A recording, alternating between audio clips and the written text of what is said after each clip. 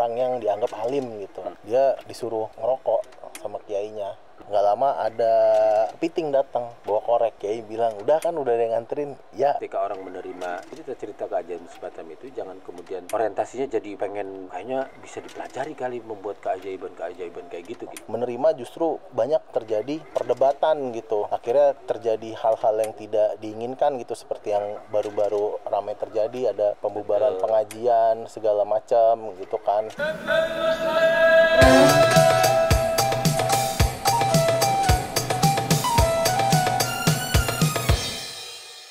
Assalamualaikum warahmatullahi wabarakatuh. Waalaikumsalam warahmatullahi wabarakatuh. Gimana? Apa kabar Pak Dimas? Alhamdulillah. Biar kayak bulan puasa. Iya, memang bulan puasa sih. Iya Kang. betul. Ketemu lagi di Borjuis Ramadan. Bukan bilas nih, Borjuis Ramadan. Asik. Asik lagi, asiknya punya ngintip. Nih, kemarin kita ngobrolin soal cerita-cerita unik ya, kita sebut saja begitu. Orang mau menyebutnya sebagai keajaiban, karomah atau apa itu soal yang lain, tapi itu kan hidup di masyarakat ya gitu. Iya betul kan. Kadang-kadang kita ya biasa itu suka beredar lah gitu. Saya juga sering mendengar cerita-cerita semacam itu gitu. Cuman saya tidak terlalu banyak ingat detailnya. Kalau ada yang mengingatkan tuh biasanya ada gitu. Nah misalnya salah satunya yang pernah saya dengar dari Dimas kan, cerita ada orang yang dikasih korek api sama kepiting. Itu gimana tuh ceritanya, Dim? Saya lupa tuh. Oh. Ada kiai di mana itu? Di Madura? Iya, itu di Madura. Ceritanya di Madura. Jadi ini juga kebetulan salah satu teman dekat saya. Jadi dia punya paman. Pamannya kebetulan sakit. Itu dia sudah berobat kemana-mana, nggak sembuh. Akhirnya dia ke salah satu kiai. Ya biasalah pasti kan, kita berusaha kemana-mana, salah satunya minta doa dari orang yang dianggap alim gitu.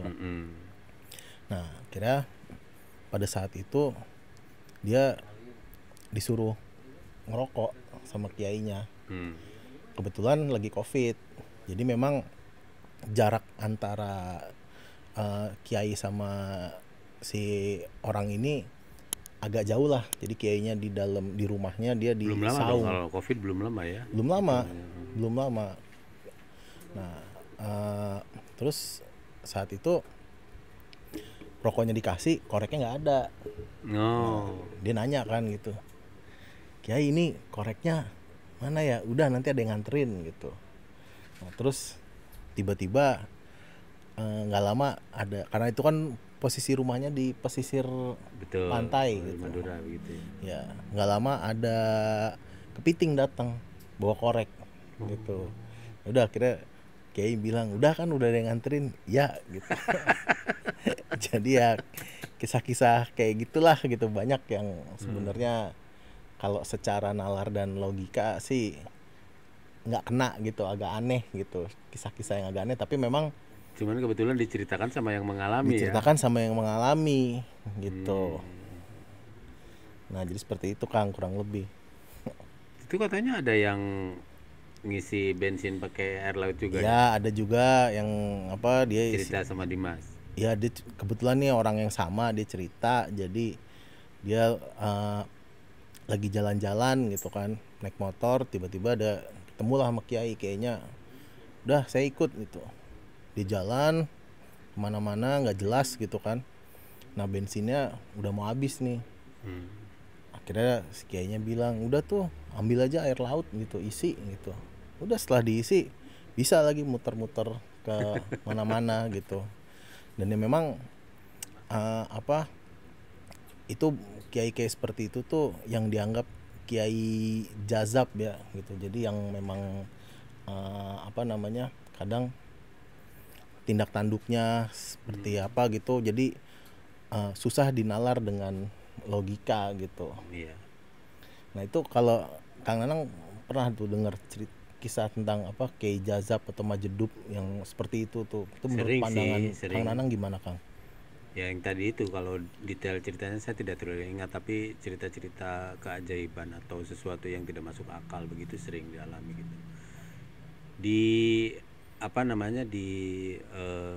sisi lain gitu, maksudnya di saat saya kalau ditanya kayak gitu ya, ditanya bagaimana menyikapinya dan seterusnya, seperti yang kemarin juga saya bilang sih, buat saya itu adalah ya semacam kekayaan, apa namanya, kita menyebutnya apa biasanya tuh, yang lokal kearifan lokal ya. Kearifan lokal. Jadi anggaplah sebagai hasanah, sebagai perbendaraan, sebagai apa namanya, ilustrasi gitu, yang mungkin ya bagi sebagian orang atau orang tertentu gitu itu melengkapi perjalanannya untuk berkhidmat gitu pada orang-orang yang dianggap memiliki kebiasaan dan kemampuan lebih gitu ya, gitu kira-kira. Karena kan kita juga di apa namanya, dalam tradisi kita belajar agama itu kan terjadi juga, bukan terjadi, artinya cerita-cerita semacam itu kita dengar juga dari para wali kan, para wali, bahkan Rasulullah dan para sahabat juga. Itu sudah pasti gitu. Ya banyak kisah-kisah Rasulullah banyak lah ya itu ya gitu. Kalau Nabi dan Rasul kan memang punya mukjizat gitu.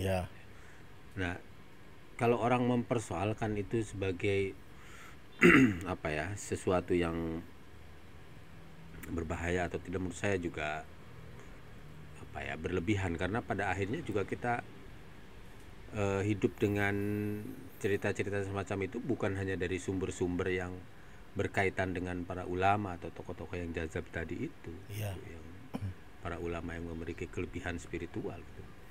Ya, kita kan memang hidup dengan dongeng, dengan cerita-cerita yang peristiwa-peristiwanya kan banyak tidak masuk akal. Ya, bahkan banyak yang sudah jadi seperti urban legend gitu ya. Persis, legenda-legenda yang kita terima kan memang juga begitu. Kan? Roro Jonggrang, bikin candi dalam semalam meskipun tidak selesai. Tapi kan meskipun tidak selesai kan bentuknya kayak gitu. Jadi gitu. Jadi ada bentuknya. Mana mungkin satu malam, tapi kan itu hidup cerita itu gitu. Ya mungkin juga gini Kang ya, kalau yang saya lihat terkadang orang dulu itu kan ini kalau saya yang bahas orang dulu ya gitu, terkadang kan banyak membuat perumpamaan gitu dalam misalkan menyikapi sesuatu cerita atau masalah gitu kan, kadang dibuatlah suatu perumpamaan atau mungkin seperti apa ya, suatu kiasan gitu. Betul. Untuk menggambarkan kisah tertentu gitu. Iya. Saya sih percaya pada satu hal ya, dalam konteks dimana tokoh-tokoh atau orang-orang yang memiliki kedalaman pengetahuan dan ketaatan yang di atas rata-rata terhadap Tuhan ya, pengabdian yang tulus terhadap masyarakat dan seterusnya gitu. Bahwa mereka mungkin saja akan menunjukkan sesuatu yang tidak masuk akal bagi orang banyak gitu. Kelebihan-kelebihan itu justru sebenarnya masuk akal juga, tetapi orang banyak tidak bisa mencernanya gitu. Bagi mereka mungkin itu sesuatu yang biasa gitu. Mereka berada pada level di mana pengetahuannya yang mendalam dengan praktik yang terus-menerus itu, kata-katanya gitu yang prediktif misalnya itu menjadi sangat apa ya, sifatnya berada di puncak gitu, jadi intuitif. Intuisi itu kan pada orang tertentu adalah puncak ilmu pengetahuan. Ketika dia mengatakan apa namanya, sesuatu gitu, dia bisa memprediksi, tapi sebenarnya perjalanannya perjalanan yang logis-logis saja gitu. Jadi gitu. Ketika dia sudah mencapai makom tertentu gitu kan gitu. Jadi levelnya berada di situ. Levelnya berbeda, terus udah gitu juga apa, dari segi ucapannya, dari segi perbuatannya apa segala macam tuh. Jadi memang kita pun harus menyikapinya tuh dengan berbeda ya gitu. Nah, kalau orang kemudian tidak apa namanya, percaya gitu, ya sudahlah ya gitu, dihargai saja sebagai kekayaan, keyakinan atau pengetahuan orang, di mana orang yang menerimanya bisa memetik hikmah atau pelajaran dari situ bukan dalam konteks yang tadi kemarin kita berbicara bahwa yang penting diingatkan bahwa ketika orang menerima cerita-cerita keajaiban semacam itu, jangan kemudian yang dipelajari atau yang yang membuat dia takjub gitu. Maksudnya orientasinya jadi pengen kayaknya bisa dipelajari kali, membuat keajaiban kayak gitu ya, pengen cepet dapat karomah atau apa gitu. Iya. Padahal kan itu hak prerogatif Allah sebenarnya, kan gitu. Nah terus tapi gini juga Kang gitu, sekarang ini kan apalagi misalkan seperti saya nih santri YouTube ya gitu, kan informasi ini kan banyak gitu, kisah-kisah seperti itu tuh di YouTube banyak berkembang gitu. Ada orang yang pro, ada yang kontra gitu. Nggak usah lah soal misalkan tentang karomah yang memang itu masih benar-benar debatable gitu. Nah kadang kita aja misalkan masalah menyikapi perbedaan pendapat gitu, misalkan seperti masalah perbedaan fikih dan lain-lain, itu kita sering terpancing dan akhirnya berantem gitu karena hal itu gitu kan. Padahal sih sebenarnya ya kalau misalkan nih saya melihat gitu, ada Ustadz A dia menyampaikan pendapat seperti ini, lalu Ustadz B menyampaikan pendapat yang berbeda gitu ya. Toh kan ustadz-ustadz yang berbeda ini dia pasti mendapatkan sumber ilmunya itu ada rujukannya dari gurunya lagi, dari gurunya lagi gitu. Nah tapi di bawah ini di orang-orang yang awam seperti saya gini ya, yang menerima justru banyak terjadi perdebatan gitu, sampai ya akhirnya terjadi hal-hal yang tidak diinginkan gitu, seperti yang baru-baru ramai terjadi, ada pembubaran pengajian segala macam gitu kan. Nah itu kira-kira kita harus menyikapi itu seperti apa Kang? Ini gue ditanya ya, ini kayak narasumber ya. Iya, ya namanya juga saya masih belajar gitu. Iya, gue juga masih belajar. Kalau saya inilah lebih tertarik mungkin menggarisbawahinya dalam dua hal dalam konteks obrolan kita ini. Yang pertama, kalau Dimas bilang bahwa Dimas itu santri YouTube, kita harus bijak untuk menimbang sumber tontonan, sumber bacaan di mana kita belajar agama. Karena itu kan tadi Dimas juga bilang bahwa harus ada rujukan, harus ada sanad dan seterusnya. Karena itu kita harus memahami bahwa media sosial, media digital memang sumber yang luar biasa, hampir tidak terbatas. Anugerah saya kira buat kehidupan manusia. Kita bisa belajar cepat, bisa mengkonfirmasi hal-hal yang mungkin kita lupa atau kita tidak tahu, dan di situ banyak pengetahuan yang bisa kita dapatkan. Tetapi kita juga harus berhati-hati untuk mempelajarinya secara cermat dan menggunakan curiosity kita itu secara lebih bijak dan lebih gigih lagi gitu. Jadi sumber-sumber yang kita pelajari dari dunia digital itu kan bisa jadi hanya akan mengarahkan kita pada satu pandangan tertentu saja gitu. Jadi bisa juga itu membuat kita salah dalam berpikir gitu. Karena itu harus ada pembanding, kalau bisa dikonfirmasi kepada orang yang mengerti. Kadang-kadang di dalam sumber-sumber digital itu kita dapat pengetahuan apa gitu. Nah, kita harus cari lagi pembandingnya kayak gitu mungkin. Itu akan jauh lebih bijak ya. Itu konteks belajarnya. Dalam konteks soal perbedaan tadi itu saya juga agak heran sih ketika belakangan ini mulai rame lagi perdebatan-perdebatan yang furu'iyah, yang cabang, yang soal-soal yang sebenarnya sudah tahu bahwa itu dari dulu ada banyak pendapat tentang hal itu gitu. Tapi kemudian menjadi meruncing lagi gitu.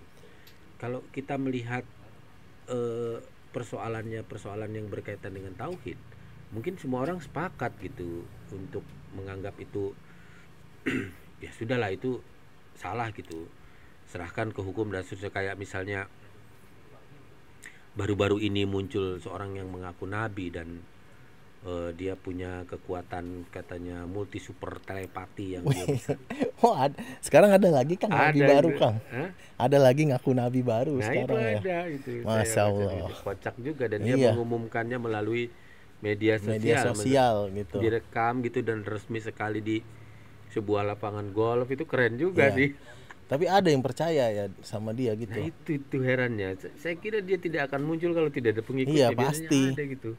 Nah kalau itu kan memang mungkin kita mengkonfirmasinya atau mendiskusikannya mudah ya, karena Iya. itu pertama persoalan tauhid, yang Betul. kedua kemudian ada lingkup hukum yang menaunginya dan mudah diserahkan, Iya. gitu, menimbulkan keresahan masyarakat. Keresahan, betul. Meskipun pada level tertentu ketika misalnya kalau dia tidak mengumumkan lagi atau dia berada di dalam keyakinan sendiri, menurut saya ya ada titik di mana ya sudah harus dihargai juga, biarkan saja dia, Iya. asal dia tidak menimbulkan keresahan di Kasarnya kalau masyarakat gitu, kira-kira iya, begitu ya. dia mau bikin agama sendiri nyembah pohon ya silahkan aja Silakan gitu saja ya. kan gitu. Jangan sampai juga apalagi sampai dibunuh atau di apa gitu. Jangan sampai dipaksakan atau Iya. apa tuh istilahnya, Dipersekusi, ya, betul. gitu. Jangan sampai lah kejadian kayak itu. Iya. Tapi apa ya, kalau yang soal-soal perbedaan tadi ya, kayak misalnya doa Kunut, kunut subuh ya kan. itu kan isu lama ya. Iya, kunut subuh, terus Kemudian masalah doa, maulid, doa baca doa buka puasa, puasa kemudian gitu. masalah imsak. Ya, masalah imsak. Ya sudah lah ya, artinya kan mungkin bisa, kalau memang harus didiskusikan saja gitu, dipertemukan saja orang-orang yang berbeda pandangan itu supaya masyarakat terdidik dengan sehat kan gitu. Iya. Masing-masing membawa argumentasinya, bahwa kemudian sampai ke titik di mana orang sepakat untuk tidak sepakat juga tidak masalah. Tapi kemudian peristiwa-peristiwa semacam itu, perdebatannya misalnya memang ya harus direfleksikan, harus ada pihak atau kedua-duanya harus punya kesediaan, keikhlasan untuk merefleksikan perdebatannya itu, gitu. Bahwa pada akhirnya kalau Anda memilih ini argumentasinya, kalau Anda memilih itu argumentasinya gitu. Harusnya kayak gitu-gitu tidak lagi diperuncing, apalagi di ruang publik yang luas kayak gitu. Iya, betul. Karena harusnya kita sudah melewati itu. Iya Kang, betul. Karena seperti yang kita tahu aja gitu, di Indonesia ini kan khususnya di Islam itu ada dua organisasi besar ya. Nah, ada itu. NU, ada Muhammadiyah, yang sebenarnya banyak tuh permasalahan Dulu perbedaan gitu. Isu-isu awalnya kan dulu begitu. Iya. Zaman saya kecil. Tapi kan belakangan sudah. Iya, sudah bisa berjalan berdampingan gitu. Biasa saja. Iya. Karena tokoh-tokohnya ketemu kan gitu. Iya, bahkan kalau kita lihat ke 4 imam mazhab aja itu masalah perbedaan pendapat aja pasti ada gitu kan. Nah, itu gitu. Iya gitu. Maksudnya itu yang akhirnya saya sesalkan juga gitu ya. Kenapa akhirnya sekarang ini malah jadi jadi seperti perbedaan yang runcing lagi gitu loh. Iya. Gitu. Bahkan kan kalau misalkan perbedaan itu terus dipupuk gitu tanpa ada titik temu, itu kan malah berpotensi menimbulkan perpecahan ya. Betul. Kan gitu, yang itu sebenarnya yang kita nggak mau gitu. Karena pasti ada aja nantinya pihak-pihak yang bakal mengambil keuntungan gitu dari perpecahan internal seperti itu gitu. Umat sendiri. Iya, bahkan ya saya sendiri pun juga sebagai santri YouTube gitu ya. Jadi saya juga nggak membatasi diri saya untuk belajar dari atau mengambil rujukan dari satu sumber aja gitu. Gitu. Iya, pasti saya juga misalkan ada ustadz yang misalkan nih dalam soal maulid atau soal tahlilan gitu kan. Nah, udah nanti saya pasti akan lihat, oh nih ulama ini yang tidak memperbolehkan gitu. Dan ini ulama yang memperbolehkan, yang memperbolehkan itu rujukannya apa, yang enggak juga karena kenapa gitu. Selebihnya ya udah nanti saya sendirilah yang akan menimbang gitu. Mana yang menurut hati saya itu lebih masuk lah gitu. Menarik itu, dari sisi audien, dari sisi konsumen ya itu sikap yang harus diambil. Iya. Dari sisi orang-orang yang memulai dan menghidupkan perdebatan, menurut saya rekomendasinya adalah Anda yang memiliki pengetahuan tentang itu masing-masing. Ya saling tabayun atau berdiskusi lah. Iya, Kalau jadi mau terbuka tentu saja, tapi harus ada ruang di mana kedua belah pihak merefleksikan perdebatannya itu di akhir gitu, supaya iya, masyarakat bisa belajar tadi itu. Mereka bisa dihadapkan pada kemampuan atau dilatih untuk memiliki kemampuan memilih dengan kesadaran, dengan keyakinan pada argumentasi yang menurut dia paling meyakinkan. Kan sesederhana itu. iya. Ya berarti sebenarnya kita harus memposisikan bahwa gelas kita itu harus selalu kosong dulu Kang ya gitu. Nah, persis begitu. Ya jadi nggak yang pada akhirnya fanatik terhadap satu pemikiran tertentu gitu. Iya. Tapi harus bisa membuka diri terhadap berbagai macam bentuk pemikiran ya gitu. Iya. Ya sih Kang, saya rasa kalau misalkan orang-orang bisa menempatkan posisi seperti itu dan juga bisa saling menghargai gitu ya, insya Allah nggak akanlah terjadi hal-hal yang tidak diinginkan Iya, gitu. persekusi pengajian, Iya. penutupan, menurut saya sudah harusnya kita sudah melewati itu ya. Iya betul. Berarti kan kalaupun misal nih gitu ada kayak misalkan nih tadi kita bahas nih contohnya misalkan ke Maulid tadi ya gitu. Ada ustadz yang misalkan tidak setuju pun, berarti kita sebagai misalkan nih kita sebagai pengamal ya kita juga harus menghargai pendapat dia kan iya, gitu. Iya. Jangan nanggung kalau mau bersikap terbuka. Iya. Jangan terbuka terhadap hal-hal yang kita setuju doang gitu. Iya. Pun aneh namanya nggak terbuka dong. Iya. Gitu. Ya walaupun sebenarnya misalkan kita mau menyampaikan bantahan pun harus dengan cara yang Iya. santun gitu Kang ya. Betul. Ada ruang diskusi yang bisa diciptakan, ada cara atau metode-metode menyelesaikan masalah yang sehat, dan itu penting karena untuk mendidik masyarakat, tidak memperuncing persoalan, menyampingkan berlama-lama berdebat di hal-hal yang sebenarnya seharusnya sudah selesai dalam perdebatannya, bahwa orang kemudian tidak sepakat tidak apa-apa menurut saya, supaya orang bisa move on dan maju gitu. Kalau orang bilang orang di negara-negara lain ya mohon maaf ya, misalnya yang keyakinan mungkin berbeda, sudah sibuk dengan bagaimana membuat rumah di Mars. Iya betul ya Kang, itu juga yang sering saya dengar gitu. Ente masih orang di masalah kulit aja bro gitu. Negara lain udah bikin rumah di bulan gitu. Nah ini di sini masih aja debat soal masalah maulid, masalah tahlilan gitu. Betul itu Bung. Ya, mudah-mudahan kita belajar dari itu. Anak-anak muda juga belajar dari itu, jangan ikut-ikutan menjadi emosional ya. gitu kira-kira. Ya, ambil saja sikap yang sehat, logis, dan bisa menerima perbedaan. Memang sulit Kang, karena juga tapi saya harus diusahakan. Aduh tuh kalau misalkan ngelihat baca misalkan nih ada satu ustadz dia menyampaikan pendapat tertentu gitu, lihat tuh di kolom komentar tuh kayaknya aduh sedih banget gitu kan. Berantemnya luar biasa. Berantemnya luar biasa gitu. Bahkan ada yang sampai mengasosiasikan yang nggak sependapat itu, lu berarti nggak seiman gitu atau gimana gitulah gitu. Jadi ya ada yang bersikap seperti itu gitu. Padahal kan kalau misalkan ya kita sendiri dibandingkan ustadz-ustadz itu, dibandingkan ulama-ulama itu, ilmu kita tuh segimana sih gitu.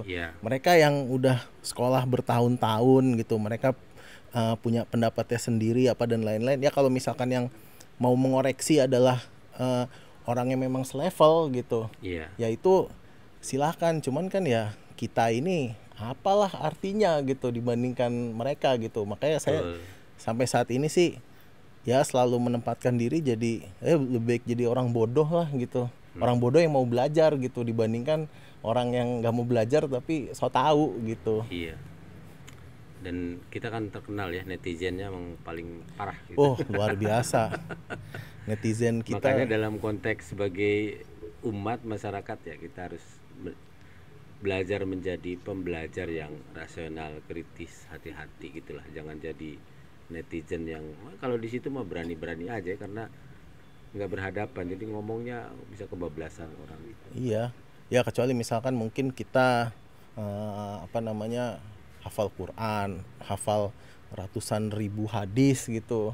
Iya Nah, kan, baru punya kemampuan gitu, silahkan lah mau. enggak juga. Enggak juga Kang. Maksud gitu. saya kalau orang sudah sampai ke kemampuan itu nggak bakalan juga menjadi Nggak bakal menjadi yang penghujat, iya, kasar, penuding kayak gitu. Semakin ilmunya baik kan akan semakin baik Iya. cara dia mempraktikkan mau'idotil hasanahnya itu kira-kira. Nah, maksud saya sih itu Kang, dalam konteks dia misalkan membantah pendapat gitu, tapi dia juga punya landasan ilmu gitu. Iya, dibandingkan yang cuman koar-koar aja gitu. Tapi sebenarnya kalau kata Ustadz Somad itu santri laptop gitu. Ulama laptop. Begitu laptop hafal 3 hadis, itu pun juga kalau misalkan ada di laptop doang, laptopnya mati ya udah gitu. Lupa semua gitu. Iya, baiklah Pak Guru Gembul. Guru Gembul bukan ya. Terima kasih banyak. Iya, sama-sama Kita Kang. sampai di ujung percakapan, sudah 2 episode kita berbincang. Teman-teman juga terima kasih sudah menyimak obrolan kita. Mudah-mudahan ada manfaatnya. Amin. Selamat berpuasa sekali lagi. Assalamualaikum warahmatullahi wabarakatuh. Waalaikumsalam warahmatullahi wabarakatuh.